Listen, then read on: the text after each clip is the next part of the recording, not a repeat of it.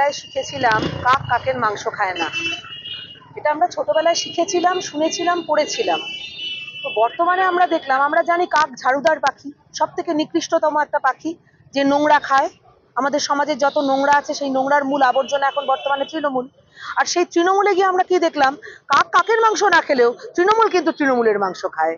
আমরা কি দেখতে পেলাম, বিজেপি করতে হচ্ছে না, সিপিএম করতে হচ্ছে না, নির্দল থাকতে হচ্ছে না, তৃণমূলের নেত্রীকে তৃণমূলের নেতা ধর্ষণ করছে।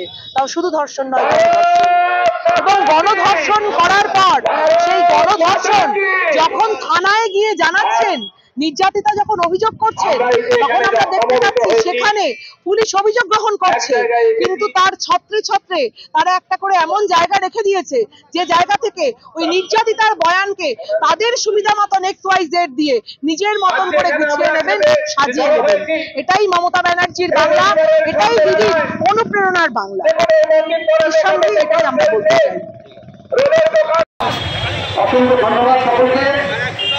আজকে বিকেল 5:30 থেকে মন্দিরতলা থেকে আমাদের এই প্রতিবাদ মিছিল আমরা এই মিছিলটা করেছি, এবং এই মিছিলে অংশগ্রহণকারী সকল স্তরে আওয়াজ দিয়ে আমাকে শুনছেন, তারা জানেন যে কিরম ভাবে সাউথ ক্যালকাটা ল কলেজে দিন ধরে এই বাংলায় দেখতে পাচ্ছি নারীদের ওপরে কিরূপ অত্যাচার করছে এই তৃণমূল কংগ্রেস। কামদুনি থেকে শুরু করে, টাস্টির থেকে শুরু করে, আরজি কর থেকে শুরু করে